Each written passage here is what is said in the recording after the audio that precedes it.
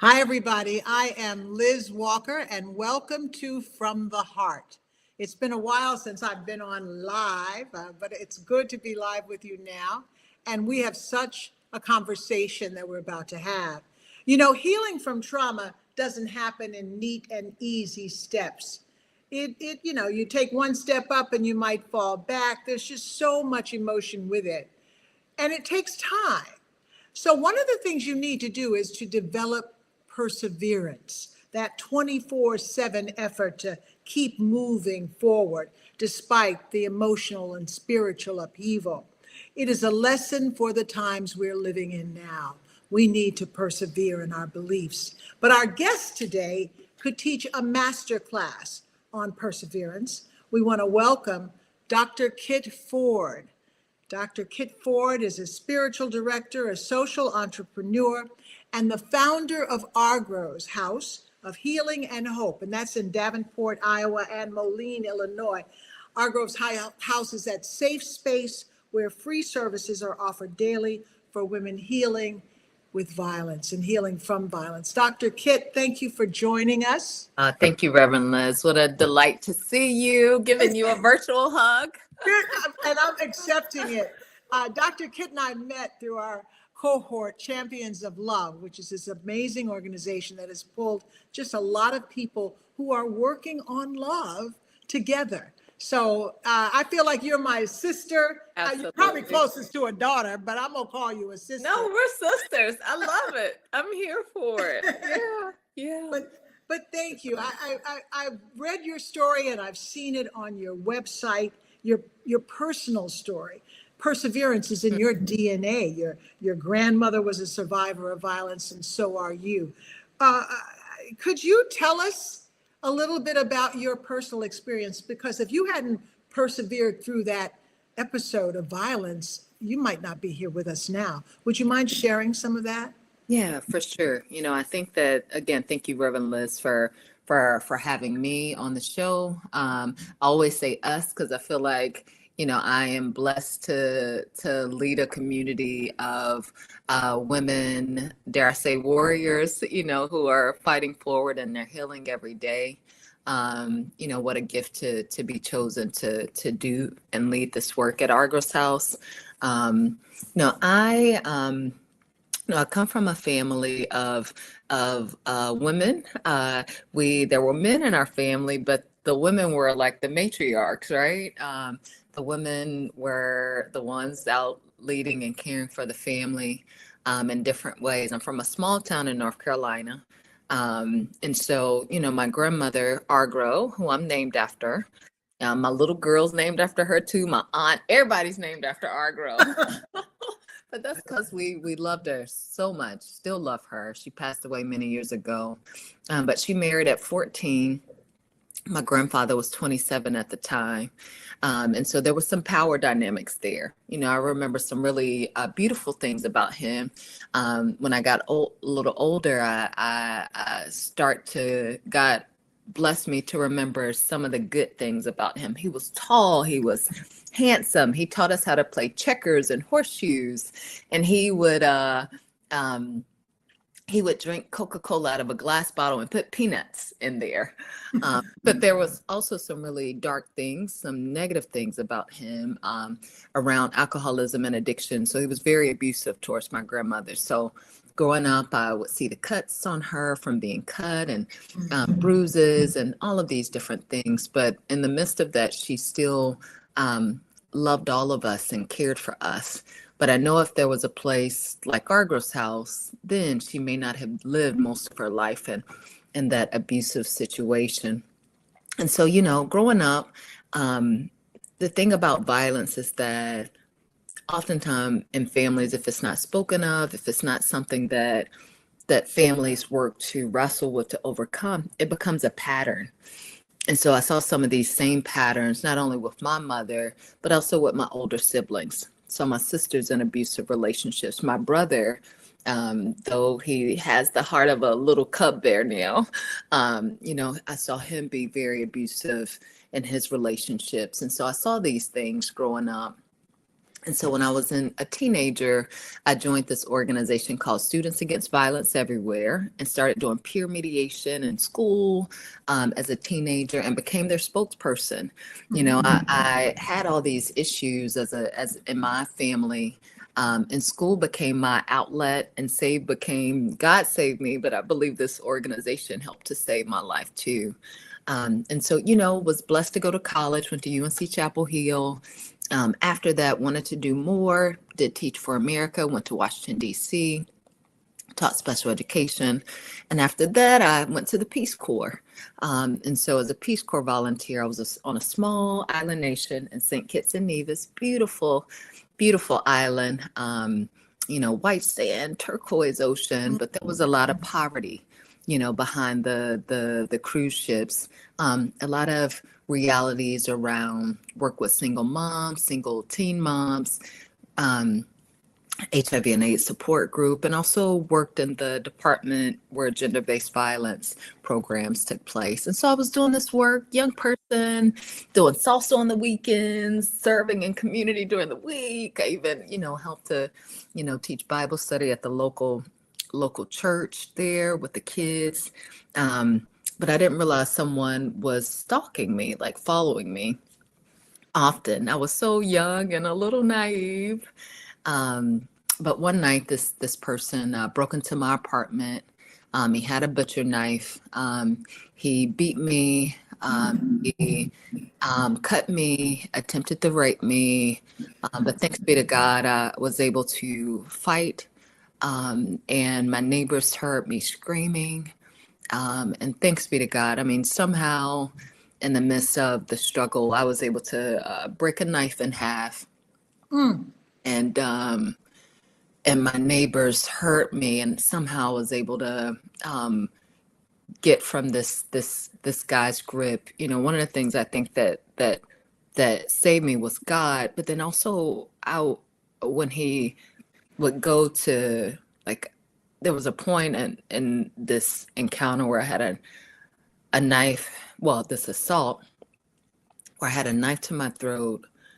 I had been forced to unclothe myself. And that at the time I was teaching young kids about HIV and AIDS, teenagers. And so I had a bag of condoms. And I said, if you're going to do this, please use a condom. And so he said, okay.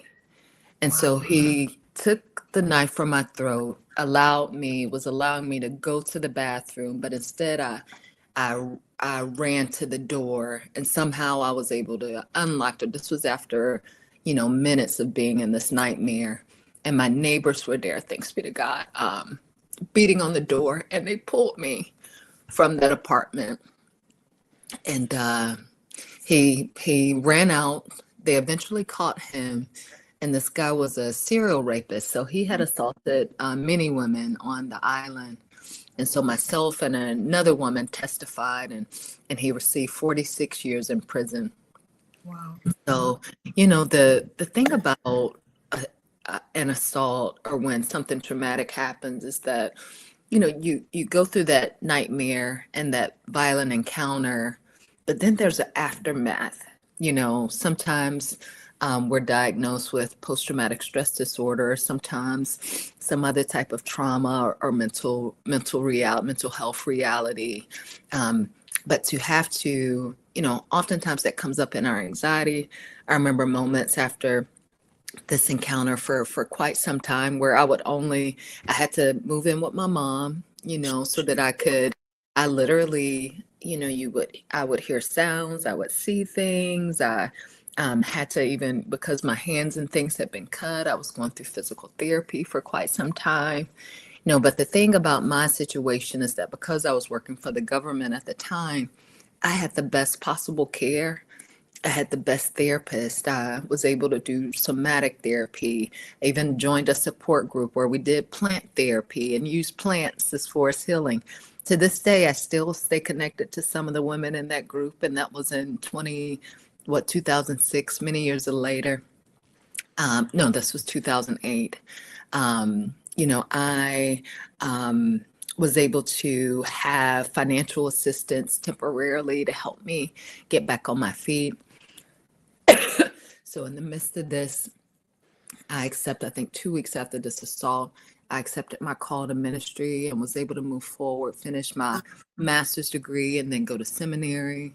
And much of my research at the time started focused on trauma and healing, what would help other women, but really what would help me too, because I was experiencing this very dark aftermath of violence. Sure.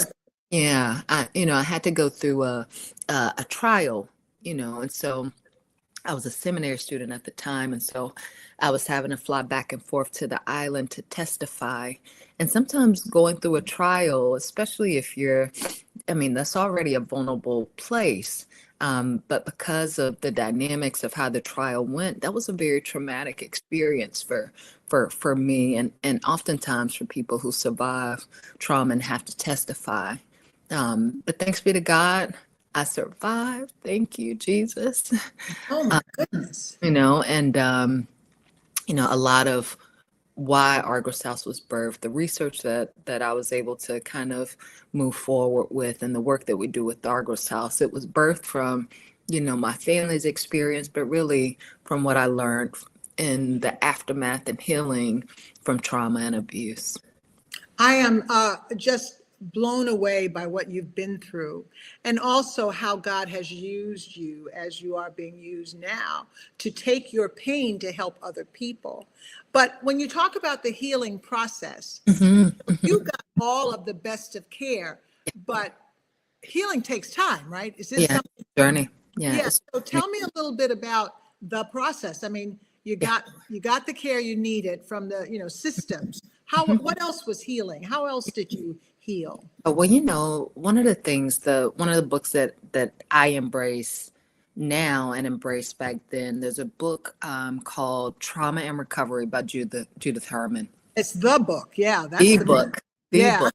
And and it talks about these different kind of stages that aren't like linear. It's a back and forth. She talks about how important it is to the establishment of safety, having a safe place to be, to literally lay your head at times, and creating that the best that you can. And so we're mindful of that. Now, I was mindful. I it wasn't until I got married that I didn't live in a studio apartment, just because after that assault, I had to see where I was, and I always had to look at the door, because the guy that assaulted me literally came through my door. I had this issue with not being able to see doors and anxiety. And so this establishment of safety, having that safe place. She also talks about remembrance and mourning, how important it is to have a safe place to remember what has happened to us, to happen to you, and to be able to mourn what you have lost, so that you can just keep it real and be able to move forward in different ways. A lot of times we weigh the weight of trauma, and we don't have a safe place to lament what has happened, so that we can do our best to break free of what we can, so we can move forward in different ways, right? And so, remembrance and mourning, this can take place with friends, a trusted counselor, a pastor, a therapist, a support group. And so having these safe spaces looks different for everybody. For me, it was a kind of holistic approach to what that looked like. I had my family, I had a therapist, I had different support groups, but I had plants. I love trees. I just went and visited my tree Joy in Muir Woods last week, and it was such a gift. And so for everybody, having those safe places look different. The other thing that Judith Herman talks about is reconnection with ordinary life. We really try and be mindful of this with the women that we serve at Argrow House. A lot of time when we go through trauma, we forget about those things that bring us great joy, that are really connected to who we are. And so, for our ladies, some of them, it may be having that reconnection with their children, or a cooking class, or journaling, or one of our ladies has a food truck, helping her start her own business. So reconnecting with those things and those people sometimes that bring us great joy, that really helps us remember who we are and our authentic self. Well, you do at Argrow's house, I think a little or a lot of what we do with Can We Yeah. Talk in Yay, different can we ways. talk? Like you said, it's, different ways for different people. But tell me about Argrow's house. Do the women come and live there, or is it a place to meet? Tell me a little bit about the setup of your Yeah, program. absolutely. And I love, thank you for acknowledging Can We Talk? And we love your new book and the great work that is rippling around the country around your work and safe places to talk about trauma and heal in community. What a gift. Thank you, Reverend Liz. So Argos House, we started with one house, humble beginnings. Downstairs, we are a social enterprise, a Christian social enterprise. And so we have a business that also employs our ladies who are healing from abuse. But when we started our first house, we made bath bombs in the kitchen. Those first bath bombs, they stained our volunteers' tub, but we realized we needed polysorbate 80 to perfect that recipe. And we had to switch the alcohol to witch hazel.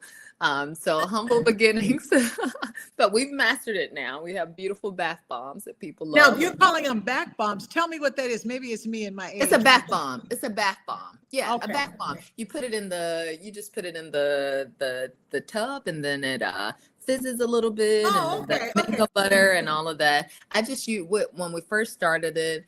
I was a teacher of nonviolence, so I didn't want to use the word bomb. So Bomb. we BOMB, so we call it BALM. But no one, yeah. So we use bath bomb. Either way is fine. But yeah, so we have a home. We have two homes where women and children healing from abuse live. They're able to live there 1 to 2 years. Rent free as they get back on their feet. We have a partnership with BetterHelp, which is therapy. So they have access to free therapy. They work with a financial wellness coach as well that helps them with paying off debt and saving their resources while they're at Argrow's house. They also have different support groups. Last night we have a family marriage therapist that helps them with love and healthy relationships. And so that's one component. The ultimate goal with our ladies, like we found that the ladies in our program that had been there temporarily, but then also ladies that had been with us for years, we were having realities of the ladies. I don't know if it was because of fear or resources or just not feeling planned. And our ladies would move every 1 to 2 years. So, we have this emphasis on financial wellness and independence. And here in the Midwest, what people pay for a mortgage is what people would pay for rent. And so we help our ladies buy a home, purchase a home when they leave Argrow's house. So we partner with local banks and also other nonprofits that flip homes in our community. So our ladies, if they make the choice, they may not make the choice to buy their own home, but if they do, when they leave Argos house, they have that credit score and they have savings so that they can be able to move forward in home ownership. So that's one component. The second. Well, can I ask you a question on that? Because that brings up a really important point. Sometimes we think of trauma as just one thing, that it just affects your emotional health. But trauma is so immersed in how you survive with a job, with education, right? I mean, so you have this comprehensive way to deal with the issues that women face. Absolutely. Not one. And not just one thing. And like you said, like it's a journey. Healing is a journey. And so many of the ladies in our program, some have been there for a few months or a few weeks, but many have been there. The bulk of our ladies have been in our program for between 2 and 8 years, right? And we continue to journey with them because every stage in their healing, as relates to their trauma, it looks different. And we don't want to just leave. We want to continue to journey with them and help them continue to grow in their health and their healing and also their independence, because it's a ripple effect. It's not just them, but their children also experience this trauma in different ways. So how can we support not only mom, but how can we support the children? I'm seeing our babies now that came in when they were 4 and 5, and they're teenagers now, taller than me, you know, but they also have access to therapy. as they work to make good choices and to live a fruitful life, and also support their moms too and themselves as Wow. they grow up. And so, that's one component. The other component is a workforce development program where we're finding that many of the ladies that come through the workforce development program, now it's more structured, thanks be to God. But many of those ladies are coming from the shelter, we partner agencies in our community working with women healing from addiction. They have a 24-hour facility where they journey with ladies. And so they refer to our workforce development program. The ladies come into our program and they take computer classes through the Goodwill. They learn all of our recipes. We have a bath and body business, but then we also have a cafe and now a food truck where the ladies learn our recipes. They learn our program. They commit to support group and therapy. And so that happens for a few months. And then after they graduate from our program, they can either stay at Argrow's house part-time or full-time working for one of the social enterprises, or we help them find a job through partner agencies.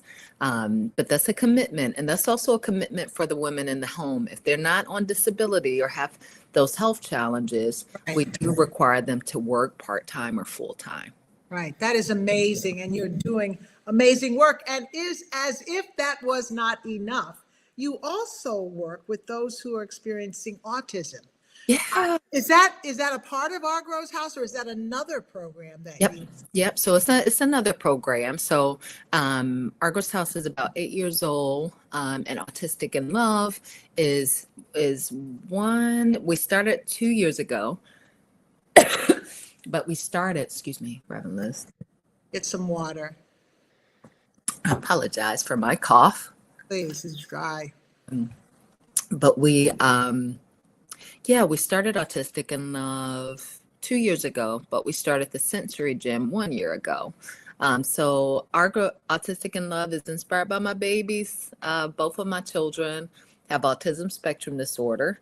I'm mindful now. I have a daughter who's a tween now that, I want to be respectful of her if she wants me to tell people she has autism or not. Either way, she's proud of who she is. So I do have to have that conversation with her. So I wanted to put that out there. Sure. But both of my children were diagnosed at 3 and 4 with autism spectrum disorder. My daughter, she didn't speak until about 5.5, but when she did speak, she would not stop, which is great. And so she's such a hard worker.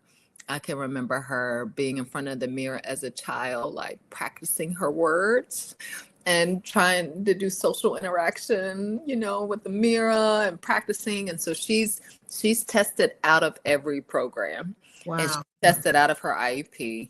The way autism shows up for her is that she has social anxiety. And then as far as social challenges, sometimes we have to work through things. And so, she's been through a lot of different therapies like applied behavior analysis, speech therapy. Now she's in Montessori school, and that's a safe place for her through 8th grade. If you need more water, just get it. It's all right. Okay. This is a very grassroots program, so there's no problem with that. Okay. Yeah. So, that's how autism shows up for Imani. For Justice, my son, the challenges are a bit more visual and a bit more intense. So Imani has level 1 autism. There are 3 different levels as it relates to autism spectrum disorder. There's level 1, there's level 2, there's level 3. My son has level 3 autism, which is the most intense.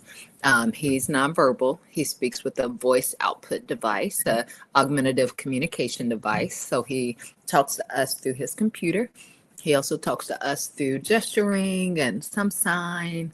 And then just by knowing him very well, he also has sensory processing disorder and a newly diagnosed mild intellectual disability. Now, he's been in therapy since he was 3 years old. Now he's 9. He just turned 9. And he now finally, we'll see how this goes, but I never I never want to, if my son never spoke like us, I would never want him to be ashamed of who he is in his own unique way, because who he is absolutely beautiful. And so at night, he does whisper and he does sound out letters for me now.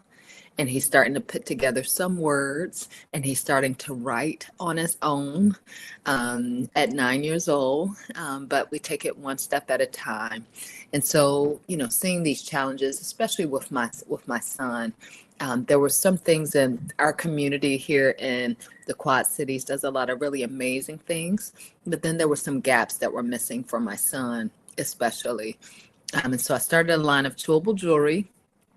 I partnered with some local engineers to invent this line of chewable jewelry with the faces of our babies. So there's a chewable jewelry piece that's named Justice, and it looks like my son, a little brown boy with the afro. He can wear it, but he can also chew it. There's the Imani pendant, a little brown girl with the afro puffs. She can wear it, but she can chew it if needed. And we had a small gift shop. So we started doing like sensory-friendly Santa, sensory-friendly Easter Bunny, where we would allow children to come in individually with their families, 10 to 15 minutes at a time, have the lights down, sound down, but they would have these beautiful experiences. And some of them had never experienced those type of things that neurotypical children experience, because the mall and other places sometimes are just a little too sensory stimulating, right? And so we found that we needed more space, and thanks be to God, with Champions of Love and other supporters, we were able to purchase a portion of a strip mall and create the first sensory-friendly gym here in the whole region about a year ago. So we have a zip line, therapeutic swings, trampoline. We have a greenhouse, sensory stations, a sensory chill spa. And it's such a gift. Last year, we served right at 1,300 kids with autism. And we just continue to move forward. We do a lot of partnering with the Applied Behavior Analysis Therapy Centers, speech and occupational therapy centers, and also autism families. Our sweet spot are field trips for kids with special needs. We do a lot of birthday parties for kids with special needs. We do social groups so that kids with autism can come and find their people and friends and support each other. We do support groups for parents as well. And we still do those sensory-friendly holiday events as well and other things. So it's been a gift to be a safe space for autistic families. I feel so much joy when I'm at Autistic in Love, just to see children and families, autistic families, just to be free and to feel safe and to feel loved and to feel affirmed. Sometimes when we think about autism and other disabilities, we think about it as a barrier, as if it's something that, this is and I felt that way in the beginning, because there's not as much education around what autism is, and we see it as a negative thing. But I see our babies come in, even our babies who may be nonverbal or who may have other realities, and they all have their own unique superpowers. Yeah. We just have to give safe spaces for them to nurture those superpowers so that they can thrive. And so that, Argrow's Cafe is here, and then Autistic in Love is in the same strip mall plaza. So I'm back and forth. Oh my God. Let me just, you talk about your babies with superpower. You got superpowers. How do you manage all this? I know you're not alone. I know you have a team and a staff, but you're like going here. You have turned everything into gold, it would seem to me. Is that kind of how you look at life, that no matter what the challenge, we can always figure out a way to meet it? Or do you have times when you kind of want to give up? Oh yeah, there have been times where I've been burnt out and almost gave up. I think when you're doing this type of work, if you don't take care of yourself, it can also impact your health. And so, I've had some health challenges recently that I'm almost, thanks be to God, on the other side of. And so you do have to take care of yourself. When you lead, you may be serving with your whole heart, which is great, but you also have to be mindful of eating good food and exercising and spending time with the people that love you and that help you kind of replenish your soul. And also with being grounded, I was able to go visit my tree joy last week, and it just reminded me of just the importance of just being planted and having our feet to the ground, but knowing that it's not about what happened last week or what's going to happen next. It's about also just being in the present, appreciating what we have, doing our best with what we have, and taking it one day at a time. Absolutely. You know? Absolutely. Yeah. What do you do? I know we've got some people we want to talk to because we're going to open it up so that we can have before too long, a little community here. But what do you do in making your way? And I think you've given us some of that through these extraordinary times we live in now, because it's not just what you're doing and trying to do for your community. There's this whole thing that's happening that I wonder if it's not making a lot of people feel weary and worn. And we don't have to talk politics, but everybody knows what I'm talking about. The situation in Minneapolis, the situation in Gaza, just the world. How do you handle it? Does it get to you personally, or how do you handle this particular time in history? Yeah, I think it's heartbreaking what's happening in our country, not just in our country but in our communities. Because wherever we are, we're seeing people being impacted in different ways. I know for our ladies, I mean, the reality of food insecurity, the reality of things happening with our babies and resources as well. It's heartbreaking. But I was just at a retreat last week, and one of my colleagues is a pastor in Minneapolis, and to see that weight that he's carrying on his shoulder. I was watching MSNBC, and after the shooting last week, and I want to make sure I name him. Is his name Alex? Yeah. That was shot and killed last week. Yeah, Alex Pretty, I think. Alex Pretty. Yeah. I saw one of our pastor colleagues holding a woman up and extending love and care to her. And so, I think we just do our best in our communities, one day at a time, to be the hands and feet of Christ, serving the best that we can, loving each other, sharing our resources, whatever we have in our communities. And then those that we know who are suffering in other contexts, lending a helping hand, praying where we can, sharing resources, connecting with advocacy and political, whatever we have access to, because it does take a village. It does. We're stronger together, that's for sure. Absolutely. And everything we do matters. So that's really important. We wanted to bring on Micah, if you can hear me. Do we have our guest on who are going to talk with us and share a few thoughts before we say goodbye today? I think we do. And if we do, we're going to ask them to come and join us. Audio only, Micah? Are you there, Micah? I don't know if Micah is there or not, but the question that we wanted to ask everybody was, what keeps you going now, especially in these times when there's so much stress and so much trauma out in the world? And I think we had a couple of guests. Micah, if you don't give me a sign, we'll just keep on going. Yeah. But okay. Reverend Liz, do you, I think that's Dina, but Reverend Liz, do you have time to share what keeps you going? Because I would love to hear from you too. I would love to do that. And then if we have someone on, that's great. So really quickly, and thanks for asking, my friend Kit. For me, it's a matter of prayer and spiritual discipline. So if I can tap into whatever that is for me, like meditation, like you said, taking care of myself is really important. And then connection is really important. I live alone. So I'm divorced. I'm not married. My kids are grown. So I reach out to friends, and I have a bunch of prayer partners. I have a bunch of people, check in with, and I have a writing group I joined. So, but the other thing is trying to, what I preach about all the time is to plant hope where you stand. That just like you just said, there is something we can do right now. around us. We may not make the big march or the big protests, but we can, in Bob Goff's words, we can double down on love where we are. So I love that. I love yeah, that. I do too. I do too. So thanks for asking. Yeah, Is thank you for sharing. yeah, is our guest on? I am. Hi. Hi. Hi, You're from hi, Dina. Hi, Hi.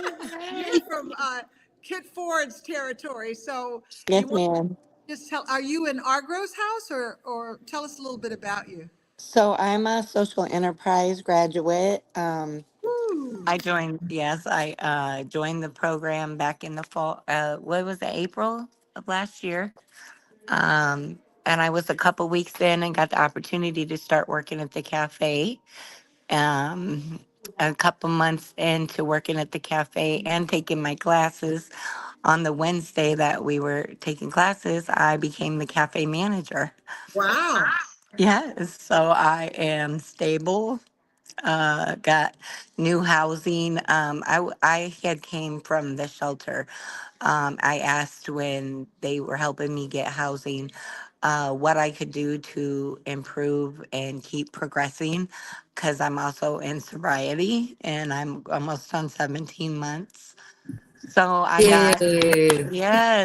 I got involved with Argrows. I reached out to them, got the opportunity to be in the social enterprise program, and it's just been growing and growth from there. I run the food truck and the cafe. Never thought in a million years I'd have the opportunity to do the things I'm doing. Um, feel I'm very empowered by working with the ladies that I get to work with. Good for you. So I imagine if I asked you this, what keeps you going now, you would say the community at Argro's house, or tell me a little bit. I mean, Um, I have multiple answers for that because great. I have a relationship with my family that was not strong. Being in addiction really tore me apart from my family. Not them pushing me away, but me pulling myself away because I didn't want them to see me like that. So I tried to stay away from them as much as I could. So what keeps me going now is my relationship with my children. I have 5 grandkids and my relationship with my mother. And then the community at Argrows has been another family that I didn't have. So I'm just full of joy. That's wonderful. Absolutely. And thank you so much for sharing with us You're welcome. today. Thank you. Micah, is there another guest or is that our guest today? I think that might be our guest, Dr. Kidd. I don't know. But it was a wonderful interview, and she obviously has great joy with being with Argro's house. So Micah, if you show us back up, I think that we will absolutely kind of wrap this up with hope from Argro's house and hope from Dr. Kitt. And Dr. Kitt, I want to thank you so much for joining us today. Oh, thank you, Reverend Liz, for the opportunity to share. It's been a delight. And we will absolutely get together again. Is that fair? Will you come back on again? Because we're just growing this community. Oh, anytime, anytime. It would be a great joy.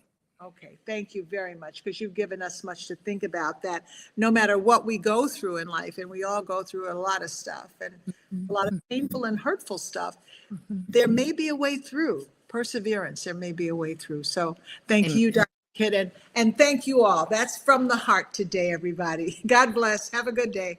Bye-bye.